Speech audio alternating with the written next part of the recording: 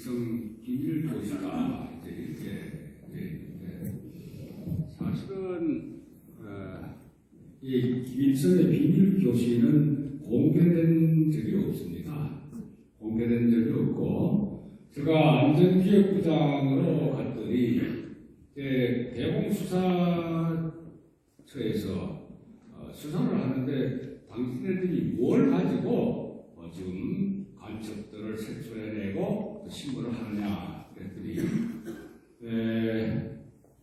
그들이 북한에서부터 간첩 교육을 받고 난파될 때 김일성으로부터 10가지의 중점이 있는 교실을 끊임없이 교육을 받아서 이것은 문서로 하달된 적이 없고 그때그때 육성으로 지시를 위해서 해왔기 때문에 자기네들 기억 속에 아예 뼈에 새기다시피 되어 있는 것을 그걸 기준으로 해서 남쪽에 와서 공작활동을 한다. 그래서 많은 북한에서 난파된 간첩들을 신문을 하는 과정에서 수사관들이 그들로부터 이렇게 간추려 가지고 이것을 책자로 만든 것을 그것을 가지고서 지금 있었습니다. 그래서 제가 그걸 그러면은 당신들이 수사 자료로 하고 있는 것을 나도 좀 보겠다. 그래서 그것을 받아서 제가 그걸 보고 하나하나를 저 나름대로 지식으로 삼기로 했습니다. 그런데 그 과정에서 가장 많은 기억과 구체적으로 언급을 해준 사람이 누구냐 하면은 지금 6년 전에 돌아가셨습니다만 김용규라고 하는 그런 분이 계셨는데 이분은 6.25 때 나이가 16살로서 서울중학교를 다니다가 인민군에 강제로 입대를 해서 그래서 전쟁이 끝날 때는 북한에서부터 너무 어리니까 정상적으로 군생활하는 것보다는 너는 앞으로 남쪽에 침투해서 간첩 활동을 해야 된다 해서 남쪽에서 그때 월북했거나 또 납북해 간 사람들을 전부 집중적으로 모아서 간첩 훈련을 시켰을 때 그때 그 양반이 혁혁한 공을 세워서 실제 계급은 대령이 아니지만 대자의 급에 해당되는 그와 같은 칭호를 받았고 그리고 김일성으로부터 훈장을 3번이나 영웅 훈장을 받았던 그 사람이 가장 구체적인 언급을 해줬고 6년 전에 돌아갈 때까지 저하고 접촉이 있었습니다.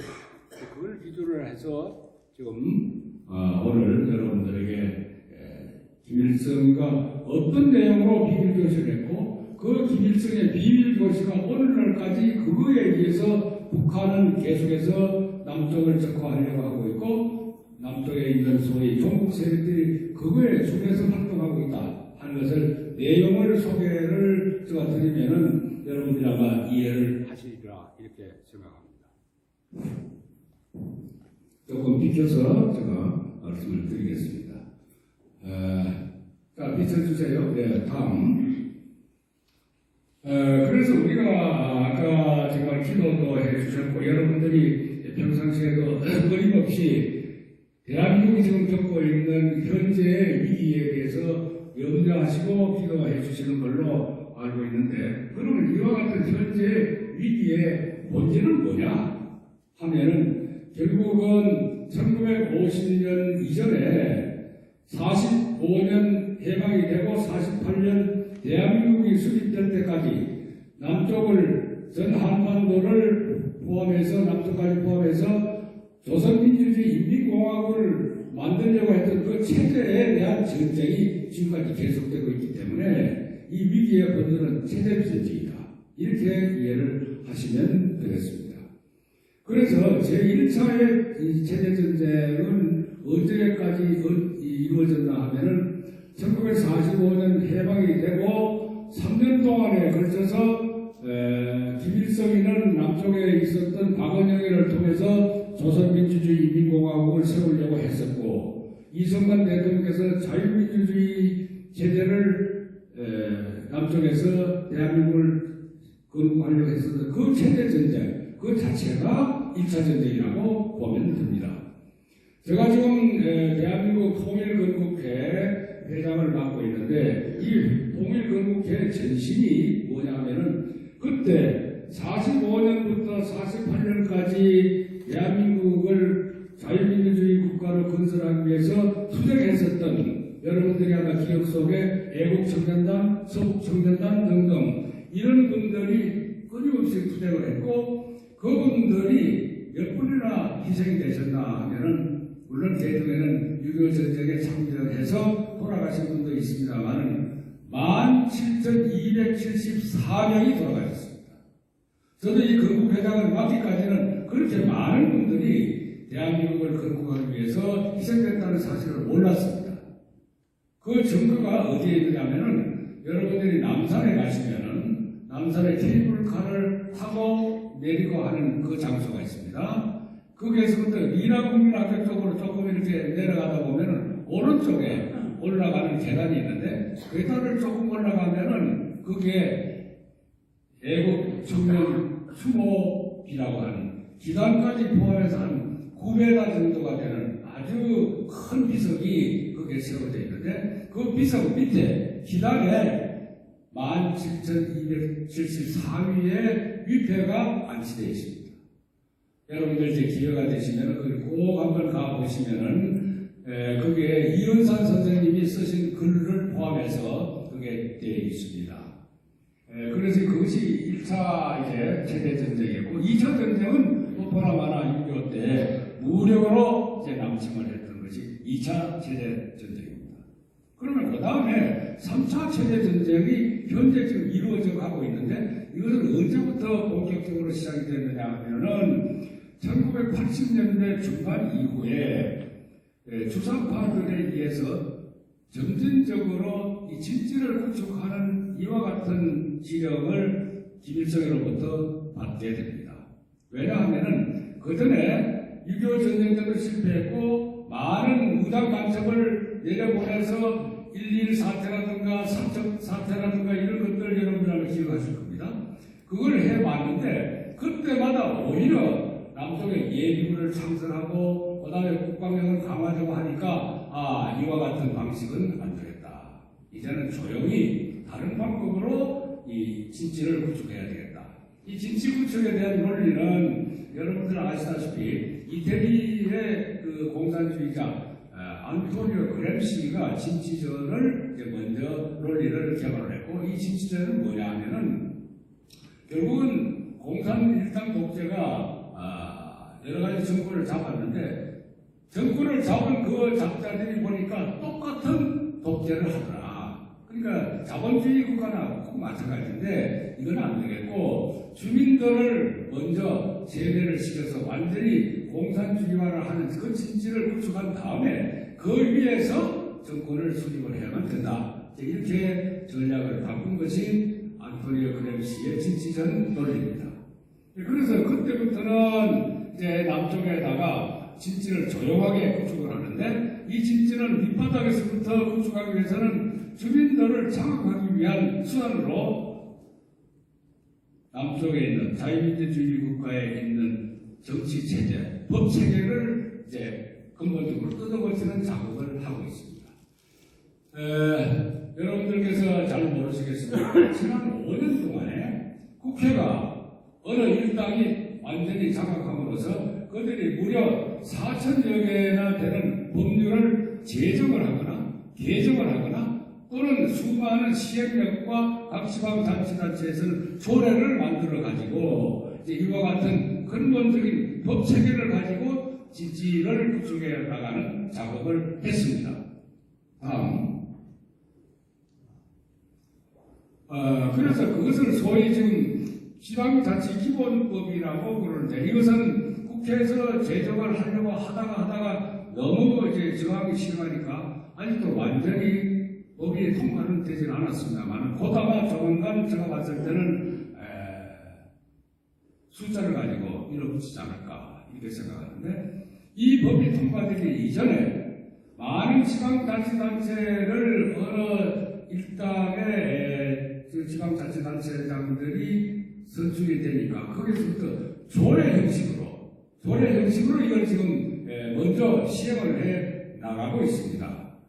그러면 그 내용이 대충 어떻게 되냐면은 전국에 동 단위를 다 하면은 3,491개가 됩니다. 읍면동 단위가 이것을 영구적으로 정치적인 기반을 구축하기 위해서 법안과 조례를 제정했는데 그 내용이 어떤 것이냐면은 주민자치회를 둔다. 인민위원회 같이 이제 이렇게 자치위원회를 두는 거죠. 그 다음에 자치경찰법을 내둔다. 그리고 마을 교육공동체법을 또 만든다. 마을 공동체 활성화법을 만든다. 이렇게 해서 이 마을을 장악하는 세력들이 사실은 그 마을에 여러 가지 우리가 모르는 사이에서 이권이 많습니다. 이권을 세를 가지고서 지방자치단체장들을 압박을 가해서 그들의 이익을 가지고 그걸 가지고 주민들에게 이제 이 공동체를 만들게 되는 겁니다. 이 부분에 관해서는 제가 살고 있는 여기의 기업에 그 공세금이라고 하는 것이 있는데 어느 날 엘리베이터를 타다 보니까 마을 자치회 회장으로 입후보하실 분을 신청하십시오. 이런 그 광고가 붙어 있었어요.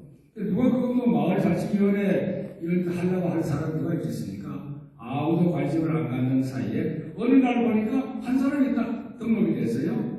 보니까 50대 중반의 여성인데 그 여성이 이제 왔기에 제가 이제 그 내력을 조사를 해보니까 돌아다니면서 소위 좌익운동을 하던 사람이 딱 혼자 입학을 했습니다.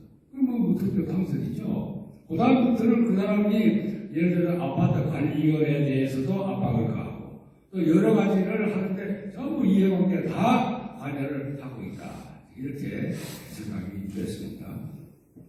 그런데 이와 같은 착상을 이제 하게 된 것은 이 베네수엘라에서 차베스가 사실 1974년도에 베네수엘라에서 공산주의 성향을 가지고 있는 대통령이 당선이 됐는데 그 사람이 너무 성급하게 사회주의화 하려고 하다가 오래 가지를 못하고 실패를 하고 실망을 하게 됩니다. 이것을 김일성이가 보고 차베스가 시작은 잘했는데 결국 너무 성급했다. 점진적으로 해야 되는데 진지가 구축되지 않은 상태에서 너무 성급하게 사회개혁을 하려고 했기 때문에 안 됐다 해서 이제 베네수엘라의 예를 참고로 해서 그 다음에 구체적으로 이제 김일성이가 비밀교실을 하달을 하게 됩니다. 다음.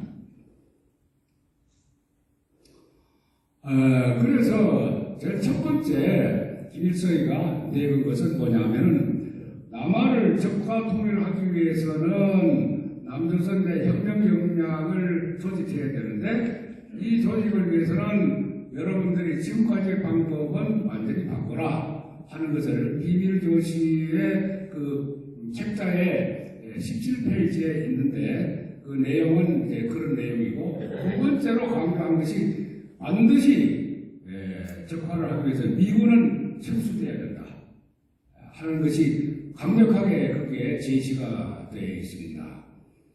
그 다음에 세 번째는 생화무기나 핵무기를 개발했다 하더라도 운반할 수 있는 미사일이 동시에 개발되지 않으면 안 되니까 미사일도 동시에 개발을 해라. 그리고 이것을 위해서는 기술적으로는 이미 세계에 많이 알려져 있기 때문에 별 문제가 없는데 문제는 이것을 하기 위해서는 막대한 돈이 필요하다. 돈이 필요한데 돈이 만약 획득이 안 되면은 마약을 생산하든가 위조지폐를 찍든가 이렇게 해서라도 하라. 그래서 대마고원 일대에다가 정부가 대대적으로 마약을 재배하는 이런 것들이 그때 이제 아편이 재배되면은 그 시기가 되면은 꽃이 많이 피지 않습니까?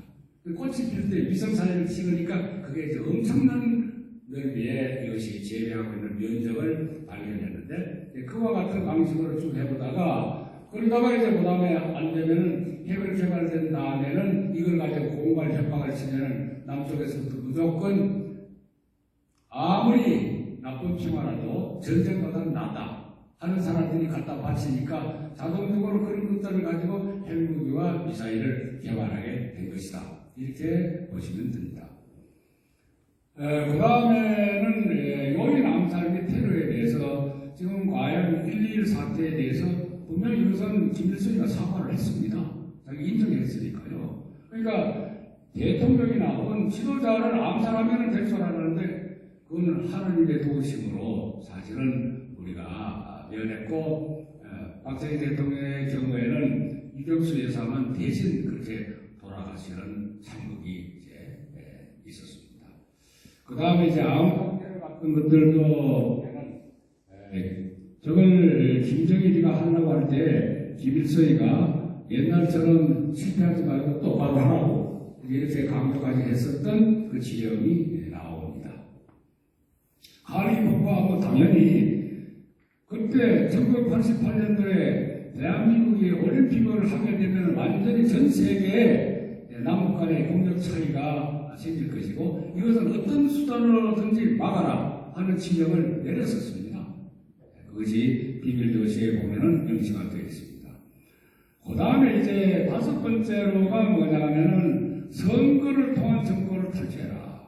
아까 치대 아연대 얘기를 제가 미리 했기 때문에 이것이 오늘날의 현상을, 정치 현상을 보면은 정치 지형이 완전히 기울어진 운동장이라 하는 얘기를 좀 많이 하고 계시지 않습니까? 그 기울어진 운동장을 어떻게 만들었느냐 하면은 민주주의 국가에서 선거 제도를 통해서 가져갔다. 이렇게 보셔야 합니다.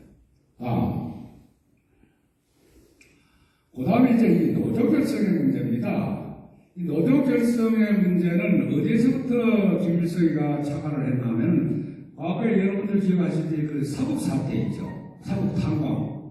사북 탄광에서 탄광 노동자들이 그때 이제 소요를 일으키다 보니까 전체적으로 우리나라의 탄광이 올스톱이 되고 엄청난 이제 문제를 야기하니까 남쪽에서 경제 발전을 하는데 가장 원동력이 되는 이 에너지 부분에서 특히 탄광을 포함한 전체의 노조들을 잘 조직화하면은 이 노조를 가지면은 이제 남쪽의 경제 발전을 발목을 잡을 수 있겠다. 그렇게 해서 그때 당시에 지정문을 보면은 남쪽에 가서 공략해야 될 대상 기업까지를 일일이 지정을 해줍니다.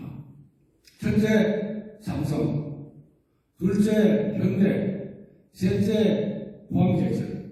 넷째, 대우. 다섯 번째, 기아. 이렇게 해서 아주 구체적으로 기업까지를 명시를 해줍니다. 그런데 삼성은 노조를 결성하는데 실패를 했죠. 왜 그러냐면 일찍이 삼성은 이병철 회장이 삼성의 사후회라고 하는 걸 두어가지고 삼성의 직원들의 여러 가지 불만 같은 것들을 이것을 수렴을 해서 해결을 해주었기 때문에 노조를 결성하려고 하니까 삼성에서 그때 사후회 회장이 노조에서 뭐 하냐고 그러는데 그러니까 우리가 더 얻어내야 되지 않냐. 그러니까 삼성이 지금 대한민국에서 가장 보수가 좋은데 뭘 좀 더 해달라고 그러냐. 만약 우리가 더 받으면 다른 데도 다 영향을 미칠 거 아니냐 해서 삼성은 결국은 정식 노조는 결성이 되지를 못했습니다.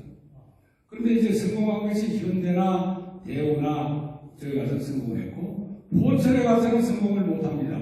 왜? 포철에 있는 그 사람들이 모두 다 사실은 그것이 공기업 중에서도 가장 애국적인 사람들이 모여있었기 때문에 그래서 일찍이 박태준 회장이 그와 같은 포항 쪽에 근무하는 사람들을 위해서 이 회사원들을 위해서 학교도 포항공대도 만들어주고 직원들에게 전부 다 이제 그 관사도 해주고 그렇게 했기 때문에 우리 불만 없다. 그렇게 해서 사실은 정상적인 포철의 노조는 없고 다만 포항 지역에서 노사분기가 일어난다면 그 협력업체 중에서 일어나는 것을 포항의 포철에 대한 노조의 여러 가지 시위 활동 내지는 투쟁으로 잘못 인식이 되어 있는 경우도 있습니다.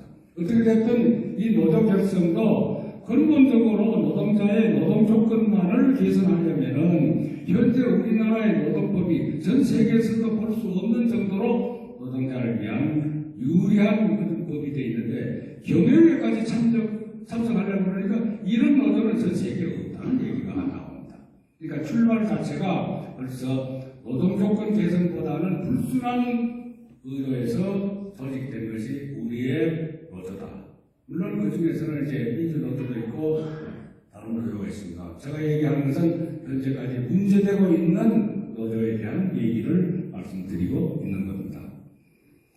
그 다음에 이제 또 중요한 것이 교원 노조인데요. 저건 뭐냐면은 과거에는 대학생들을 의식화시키기 시작했습니다. 그런데 김일성이가 어느 날 이런 지기를 내립니다. 대학생을 우리가 의식화를 하려고 보니까 한계가 있다. 왜 그러냐면 대학생들은 빨리 졸업해서 그 다음에 좋은 직장으로 가야 되는데 거기에서 학생운동을 하던 사람들은 경력상 이미 회사에서 채용할 때 그걸 다 고려하게 되고 그러다가 집시교 위반 등등 만약 전과자가 되면은 진출이 안 되니까 대학생들한테는 이미 늦다. 그러니까 아예 그 밑에 중고등학교 때부터 머리에다가 하얀 백지에다가 바닷물을 들여라. 그렇게 해서 이제 이것을 위해서는 교원 노조를 만들어서 이 교원 노조가 그때부터 생기게 되는 것입니다. 그 다음에 이제 사법부에 대한 건데요. 아주 재미있습니다. 남쪽에서 방법법 위반 등등으로 해서 사법 처리가 되면 제일 먼저 자기네들을 도와줄 수 있는 사람들이 누구냐? 변호사다. 그 다음에 판사다. 그러니까 이 남쪽에서 이제 내려가서는 우리가 법관들을 양성을 해야 되겠다. 그래서 그때 남쪽에 한 1000여 개가 되는 고시원을 책임해서 그때 당시 돈으로 평균 지역에 따라서 좀 다릅니다만은 제일 적게 받은 자들이 한 1000만 원씩 받아가지고 전부 이제 고시원을 만듭니다. 이 고시원에 가면은 고시를 몇 번씩 이렇게 낙방했다가 다시 유일하게 고시 이제는 갈 길이 없다 생각해서 계속해서 거기 있으니까 가족도 못 돌보고 자기 생계도 어렵고 하는 사람을 딱 보고 있다가 이 고시원 원장이 개별적으로 부르는 거죠. 힘들지. 걱정하지 마라. 내가 이 고시원을 하는 것이 돈 벌기 위해서 하는 거 아니야. 당신같이 당신같이 능력 있는 사람이 가진 것이 없어서 이렇게 오랫동안 낙방을 거듭하고 있는데 당신 합격만 하면은 이제 먹는 거 입는 거 걱정하지 마라 해서 모든 뒷받침을 그렇게 해서 해줍니다. 10명을 지원해서 한 사람만 만약에 합격을 시킨다 하더라도 자기네들은 성공했다. 이렇게 보기 때문에 그렇게 양성한 사람들이 지금 검사들은요 사실은 우리가 시간조사 같은 것들을 다 해보면 검사로 채용될 수 있는 사람은 사실은 좀 특수하게 그 배경이 우리가 국가관과 애국심을 고려해서 선발을 합니다. 그러나 그 다음에 검사가 되지 못하는 사람들은 판사도 되지 못한 사람들은 변호사로 가면 대부분 그런 사람들이 인권 변호사들이 됩니다. 이렇게 해서 그분들에 의해서 입건이 되면은 이제 보호를 받을 수 있고 심지어는 이와 같은 사람들 때문에 국회의원 중에서 지금 강원도 지사를 하고 있는 김진태 의원 같은 사람은 지금 지사는요 국회의원 시절에 법사위에 있었는데 법사위에서 분명히 뭐라고까지 얘기하냐면 우리 법조계는 김일성 장학생들이 많다. 그런 얘기를 공개적으로 했지만 아무도 그거에 대해서 반론을 제기하지 못했던 것이 바로 이것이 증명하고 있는 것이다. 이렇게 보시면 되고요. 그 다음에 이제 군부와의 공작입니다. 저쪽에 우리 김국헌 장군 내외가 와 있는데 다음 달에는 김국헌 장군이 여기에서 또 여러분들 앞에서 좋은 말씀을 전할 걸로 제가 예고해서 봤는데요. 제가 국방부 차관 때 보좌관이 했었고 그 위에 장관, 안병장 할 때까지 계속해서 제가 비록 제 후배지만은 제가 저 양반이 갖고 있는 특별한 능력에 대해서는 굉장히 제가 존경할 정도입니다. 그래서 지금 동지로서 오늘까지 활동을 하고 있는데, 이제 이 군에 대해서는 뭐라고 하냐면, 옛날에는 군대 입대를 잘 하지 마라 하면서 했습니다. 거기서 가장 앞장섰던 것이 양심수라고 하는 것들이 있죠. 양심수는 저 특별한 종교 집단에서는 입대를 거부하고 집중을 거부하는 그런 것들이 있었습니다만, 어느 순간부터는 적극적으로 군에 입대해가지고 군의 모든 비행이라든가 이런 것들을 있으면 낱낱이 그걸 고발해라. 그리고 군 내에다가 이제 갈등을 유발시켜라. 근데 이제 장교들은 출신별로 3사냐, 학군이냐, 6사냐, 기타 학군 장교냐, 학사 장교냐, 이런 걸 가지고서 6사 출신만 후대받고, 3사는 또 여러 가지 불이익을 당하고, 학군 장교들도 또 그렇게 해서 이 계층 간의 신분상으로 전부 다 계층 간에 이와 같은 이간 공작을 하기 시작합니다. 그래서 아마 지난 정권 때 여러분들도 아마 세밀하게 관심을 가졌었던 분들은 기억하겠지만, 육사 출신은 완전히 배제.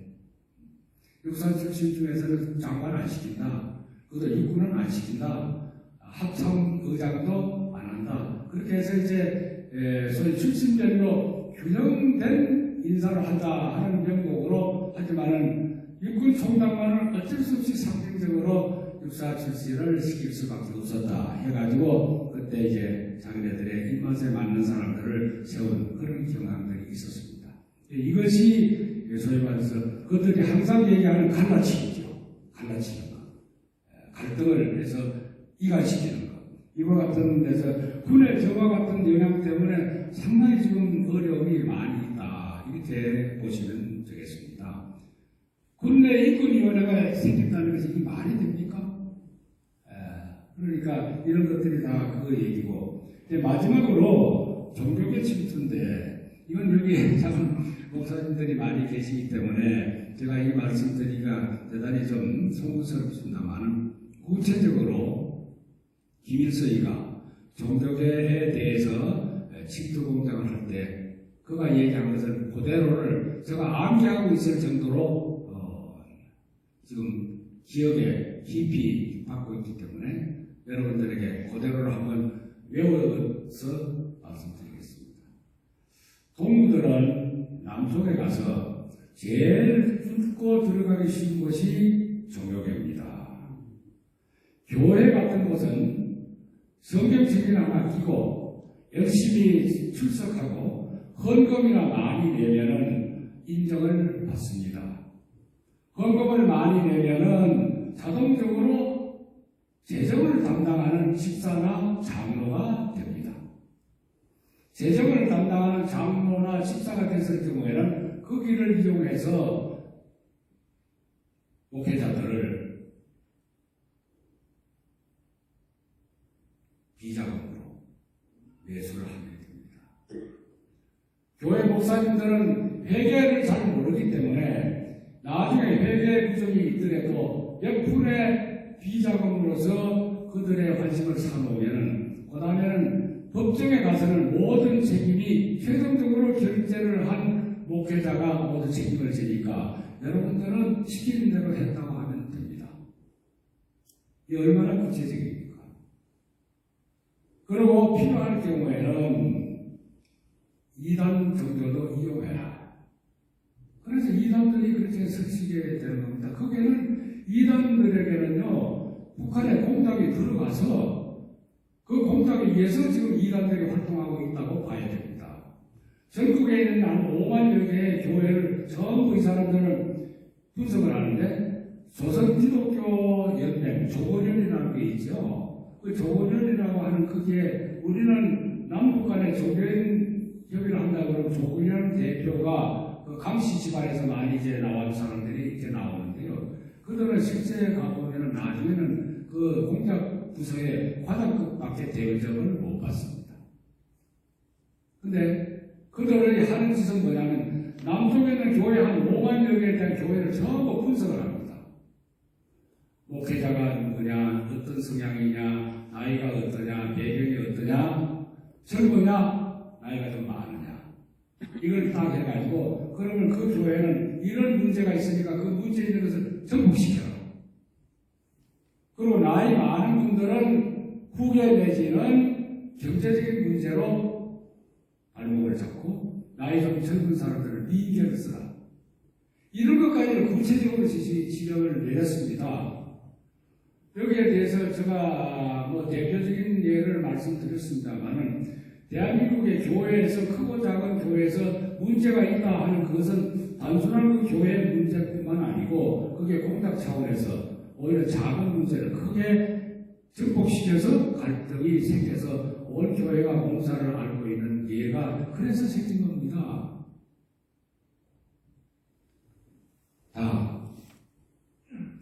자, 이제 이렇게 하다 보면은 여러분들이, 야, 이거 절망적이지 않냐?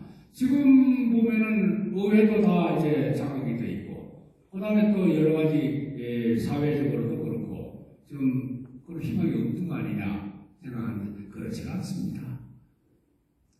지금부터 여러분들이 우리는 위기 때 반드시 호기가 있다는 것, 여러분들 여러 곳에서 아마 설교 때도 말씀을 많이 하셨을 것 같은데, 현재 우리가 가지고 있는 가장 좋은 호기와 좋은 여건은 한미동맹입니다.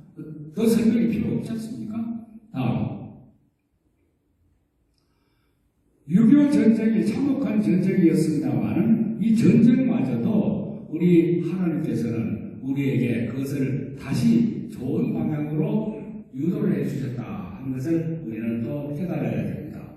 왜냐하면요, 6.25 전쟁 때 우리나라를 이 전투병력을 가지고 도운 나라가 16개 나라죠.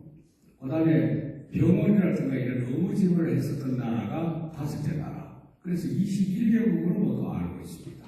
그런데 그 이후에 완전히 폐허가 된 우리 대한민국을 재건할 때 그때 물자로 돈으로 해서 지원해줬던 나라가 얼마나 많으냐 하면 46개 나라. 도합해서 67개국입니다.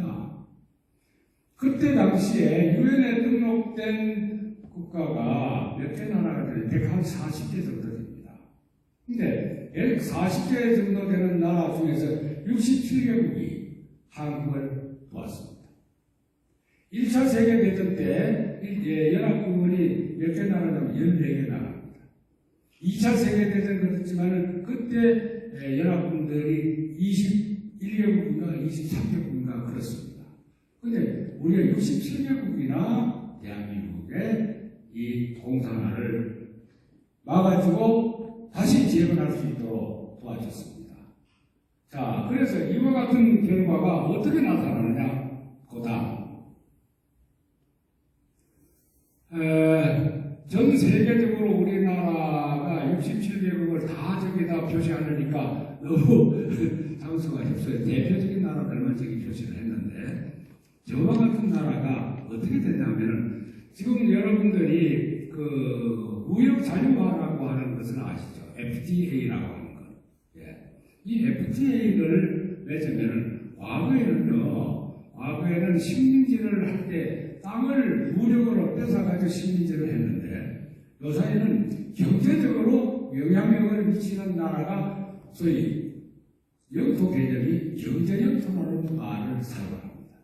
경제적으로 우리가 그 나라를 직접 지배하는 것과 똑같이 우리가 무역 거래를 자유스럽게 하고 그 무역 거래를 통해서 우리가 무역의 수출에 주안을 두고 있는 나라니까 만약 수출에 이득이 된다면 그 이상 더 좋은 게 없지 않습니까? 그런데 우리나라가 전 세계에서 FTA를 체결한 나라 중에서 세 번째로 많이 체결한 나라가 됐습니다. 그 영토 개념에서 보면은 다음에 실질적인 넓이를 보면 우리가 남북한 다 합해가지고 한 122 정도밖에 안 됩니다. 전 세계에서. 그런데 경제 영토로는 3위입니다. 중국보다 더 넓습니다. 그런데 그 대부분의 FTA를 맺은 나라들이 어떤 나라냐 하면 6.25 때 우리를 지원했거나 했었던 나라입니다. 그 나라가 끝까지 대한민국 잘 되기를 바라고, 대한민국은 우리가 삭제해보니까 그 국민들이 열심히 성실하고 또 대단히 우수한 민족이더라. 이것이 바탕이 돼서 우리가 경제 영토를 이렇게 가졌으니, 이 이상 하나님께서 희극을, 우리가 다뤘던 참혹한 현상을 이렇게 유리한 조건으로 바꿔주시는 분이 하나님이십니다. 그리고 6.25 전쟁은 흔히들 말하면은 우리가 동족성단의 전쟁이다 하지만 사실은 그게 아닙니다. 1차 대전, 2차 대전 이후에 3차 대전은 한국전이 3차 대전입니다. 만약의 경우 그때 한국이 휴전선에서, 현재 휴전선에서 막지 않았으면 한반도 전체가 공산화가 됐을 것이고 일본 지키지 못합니다. 동남아는 이미 다 그때 공산화가 됐었고, 구라바 쪽에는 위성국가들이 얼마나 많습니까? 그 세계 그때 당시에 판도를 한번 보십시오.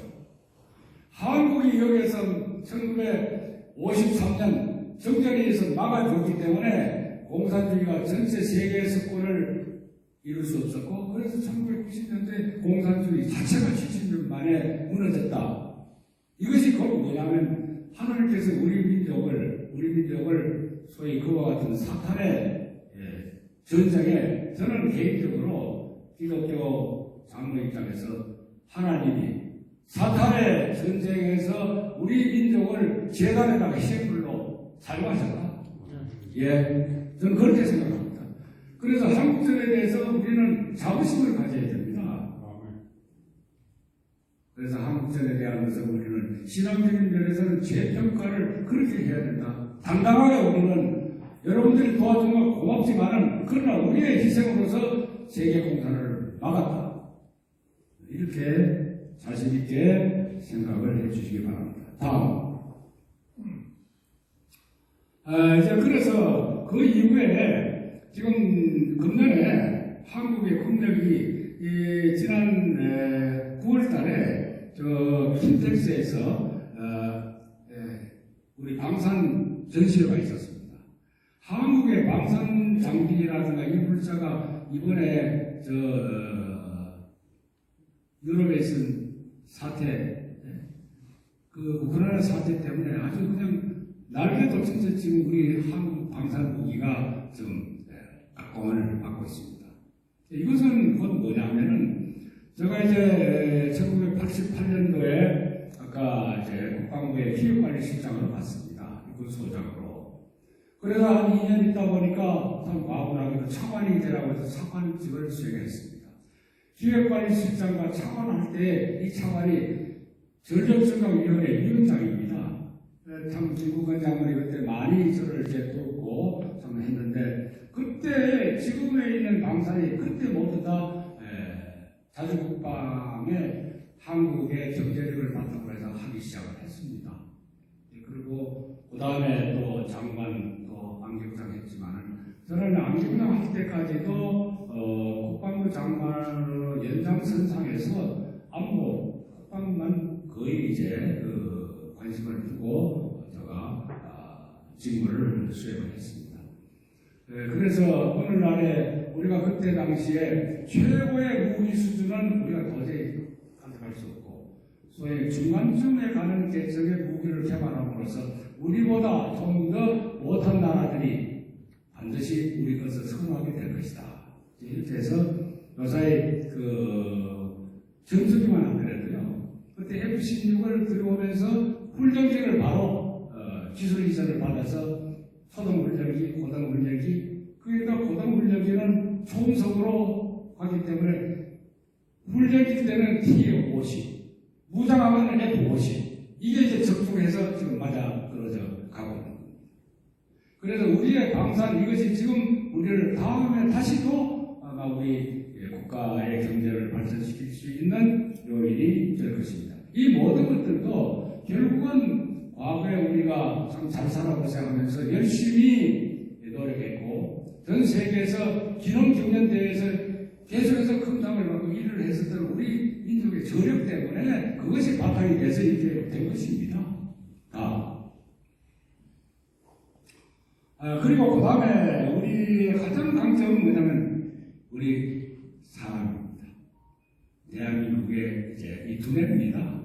이 두뇌에 대해서 우리가 여러분들도 아마 저 통계를 많이 보셨을 것 같은데요. 구라파에 있는 과학자들이 이제 몇 년 전에 전 세계 185개 나라에 있는 국민들을 대상으로 평균 IQ를 조사를 했습니다. 조사를 해봤더니만 우리나라가 몇 번째냐 하면은 세 번째입니다. 그런데 저게 숫자는 두 번째로 됐는데 저게 왜 그러냐면 숫자 때문에 그렇습니다. 제일 우수한 나라가 어디냐면 홍콩입니다. 홍콩 그 사실은 그 나라도 아니지 않습니까? 그 다음에 싱가포르입니다. 그거는 도시국가니까 그걸 조건으로 어떻게 인정하기가 좀 어렵습니다. 그런데 그 다음에 두 번째 숫자상으로가 대한민국입니다. 그러면 결과적으로는 싱가포르, 홍콩 빼고 나면 대한민국이 제일이지 않습니까? 우리 국민들이 그렇게 IQ가 이거는 통계에서 나온 숫자이기 때문에 부인할 수가 없습니다. 세계적으로 가장 지금 노벨상을 많이 받았다고 하는 이스라엘이 평균이 얼마냐? 이스라엘 저 밑에 있습니다. 저 밑에 아마 그 12번째인가 있을 겁니다. 그리고 그게 아마 평균 IQ가 95밖에 안 될 겁니다. 우리가 지금 105인가? 지금 107인가 이제 돼 있는데요. 자, 그러면은 IQ를 이렇게 높은데 왜 우리가 세계적으로 우수하다는 소리를 못 듣느냐 하면은 교육이 있습니다. 교육이 있습니다. 그래서 이 교육제도 빨리 바꿔야 됩니다. 큰 차이는 뭐냐면 이스라엘은 창의성을 주로하는 교육을 시키는 데 비해서 우리는 무조건 주입식과 암기식을 시키고 있는데 거기에 문제가 있습니다. 그래서 우리는 아무리 좋은 다이아몬드를 하더라도 그 원석 자체는 가치가 없고 잘 그걸 가공을 하고 세공을 해야만 가치가 있듯이 우리 우수한 두뇌를 갖고 있는 우리의 후손들을 이제 어떻게 해야 되느냐? 닦고 갈고 길러서 교육시켜야 됩니다. 다음. 그래서 저는 사단법인 원래 건국회라고 제가 이 단체를 받아서 한 8년 됐습니다만은 거기에다가 통일 세대를 기른다는 차원에서 통일을 지향한다는 차원에서 통일 건국회로 바꾸고 제 첫 번째 사업이 바로 대한민국의 청년들을 교육시키는 것이었습니다. 아까 제가 말씀드렸던 남산에 있는 비석이 바로 저 비석입니다. 매년 7월달이 되면은 대학이 방학을 했을 때 그 자기 집에 가기 전에 제일 첫 번째 주에 전국 17개 대학에서 남녀 한 100여 명을 선발해가지고 저 앞에서 우리가 먼저 간 대한민국 건국을 위해서 희생하셨던 분들의 추모를 하고 이 정신을 이어받겠다고 하는 각오를 하고 출발을 해서 전방 철책으로 맨 동해안에서부터 철책을 직접 답보를 하면서 갑니다. 다음. 네. 이때는 제가 코로나 전까지 제가 했는데 그때만 하더라도 같이 이제 저렇게 걸었는데 지금 다시 또 걸을 수 있겠느냐 하지만 지금 제가 여러분들 보시다시피 걸을 수 있을 것 같습니다. 제가 걸을 수 있는 한은 이 젊은 애들하고 같이 저렇게 전체적으로 걸을 것입니다. 다음. 도중에 가다 보면은요, 여학생들이나 남학생들 할 것 없이 요사이 짧은 거리도 전부 자기 집에서 차 태워줘서 학교 등교하고 개강하는데 언제 저렇게 걸어왔습니까? 도중에 가면 전부 다 발이 부러져서 저렇게 동요 메고도요. 끝까지 나와 하면 안 되겠다고 하는 정신으로 여기 세종대관 앞까지 걸어옵니다. 우리 아이들에도 가르치겠다고 다 맞습니다. 쟤들이 중간에 밤에 자기들끼리 이제 토론도 하고 근데 어떻게 하다 보니까요. 선거하는 아이들의 90% 이상이 기독교 신자들입니다. 자기들끼리 예배를 드립니다. 바깥에 이렇게 들으면 통성으로 기도하는 사람, 방언으로 하는 아이들이 한 30% 돼요. 이게 무슨 일입니까? 다 여러분들이 상승시킨 아이들입니다. 걔들이 보배입니다. 다. 자, 그런 데 비해서 이 사진은 여러분들도 북한이 300만이 굶어 죽었다 하는 얘기를 들으시지만 설마 그러냐 이렇게 생각하실 겁니다. 꽃제비들이 자기 집에서 먹을 것이 없어 돌아다니다가 저렇게 굶어서 너부러져 있고요. 압록강 두만강을 넘어오려다가 저기서 겨울바닥에서 저렇게 죽은 사람들도 있습니다. 실제 300만 굶어 죽었다는 얘기가 그게 거의가 아닙니다. 증거를 가지고 저는 여러분들에게 말씀을 지금 드리는 겁니다. 지금도 마찬가지입니다. 매일같이 미사일을 쏘아서 불꽃놀이를 하고 있는데 그거 몇 발만 안 가르치면은요 먹는 문제 옥수수나 감당가지고 해결해 줄 수 있는데도 김정은이 그걸 안 한다는 얘기입니다. 이런 악한 자들을 우리가 어떻게 해야 됩니까? 용서할 수가 없습니다. 다음 지금 이것은 북한에서 탈북한 16살짜리 소녀가 12살 때 북한에서 자기가 글짓기 대회에서 금상을 받았습니다. 근데 부모는 굶어 죽고 그리고 동생이 남동생이 하나 있는데 이 남동생이 불구입니다. 그러니까 어떻게 하는 방법이 없어서 얘가 두만강을 넘어서 중국땅으로 갔습니다. 가가지고 거기에서 돈을 조금 벌어서 인편으로 자기 동생에게 돈을 보내기 위해서 남쪽 오면은 보낼 길이 없으니까 그래서 중국 땅에서 헤매고 있으면서 자기가 글을 쓰는데 소질이 있었으니까 그 글 쓰는 것 때문에 자기가 틈틈이 북한에서 썼던 것, 중국에서 다니면서 썼던 것 이런 것들을 실어 써가지고 언제 잡혀갈지 모르니까 비닐봉지에 싸가지고 땅에 묻어놨다가 또 몸을 피해할 때는 그놈을 파가지고 다른 데 가고 이렇게 해서 그 원고를 갖고 있던 것을 한 10여 년 전에 이것이 우연하게 저에게 전달이 됐습니다. 시집을 내야 한다고요.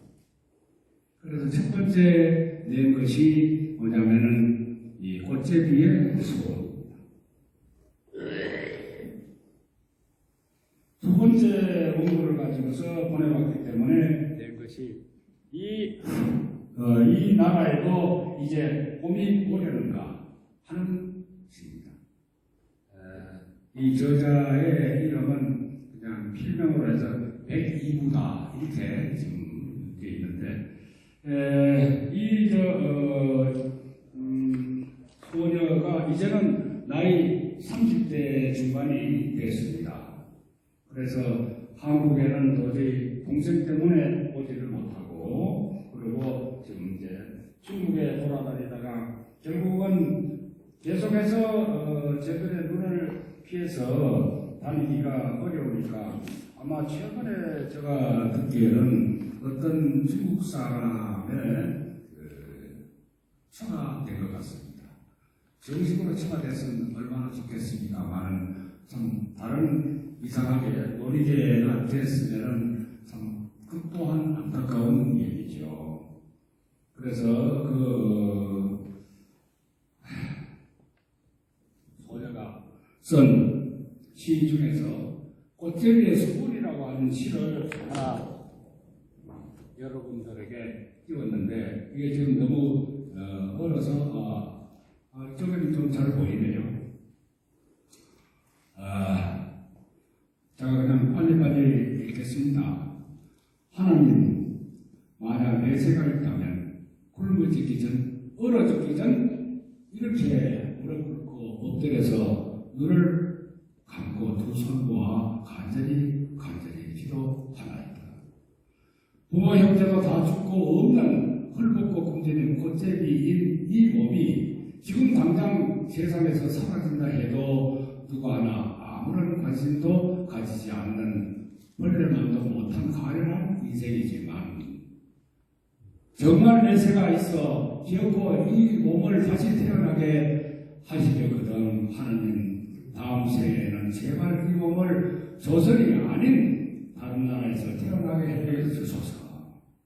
사막인 아프리카 어느 나라든 혹은 제일 추운 북극 어느 땅이든 좋으니 유독 이 나라 조선에서만은 절대로 태어나지 말게 해 주소서. 다음. 지지리도 불행한 이 몸은 이 나라 조선에서 잘못 태어난 단 한 가지 죄 아닌 그 죄로 온갖 천대 같은 것이 다 받다가 드디어 이렇게 굶어 죽나이다. 끝끝내 쓸쓸히 얼어 죽나이다. 원하건대 다음 생에는 비천한 이 몸이 부디 다른 나라에서 태어나 꽃제비가 아닌 한 가정 500두미로 사람답게 행복하게 살다가 새벽대로 눈을 감게 해 주소서. 하나님, 만약 내 생가 정말 있다면 너무나 짧은 생을 고달프게 살다가 비참하게 마감하는 불쌍한 이 고아가 눈물로서 헤어올리는 이 마지막 기도, 이 마지막 소원을 꼭 들어주소서. 이것이 어떻게 이 배움이 여기 이모라고 하는 한 여자아이의 기도겠습니까?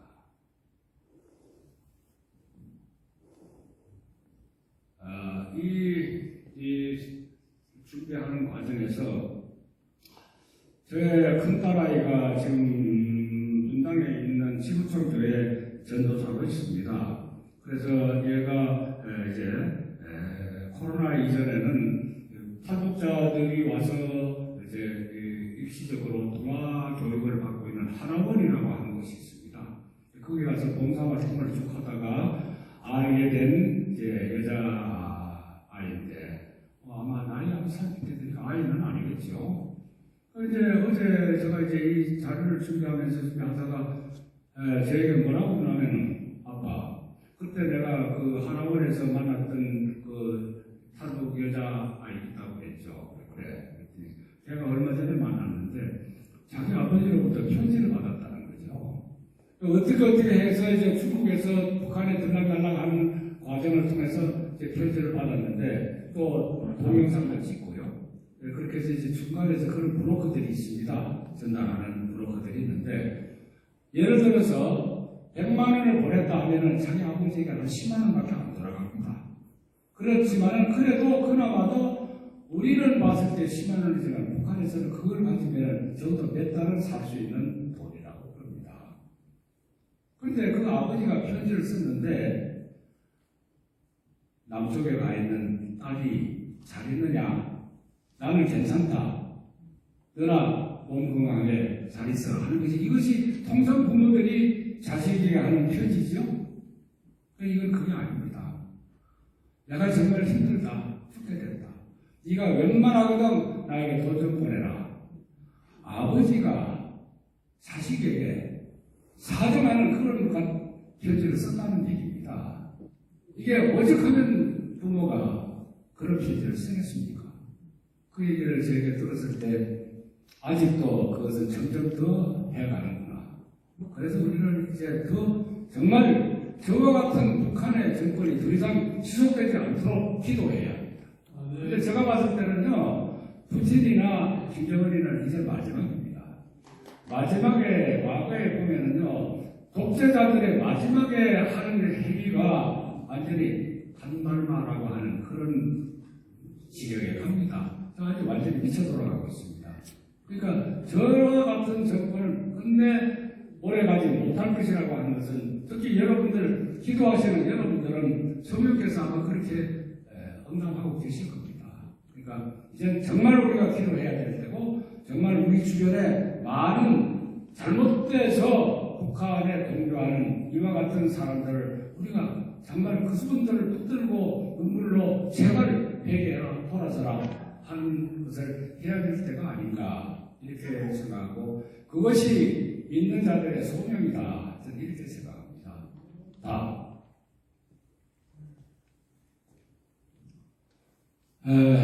저게 뚝딱이 같은 첫그림이 이제 나온 이유는 저게 모세라고 하는 영화에서 이제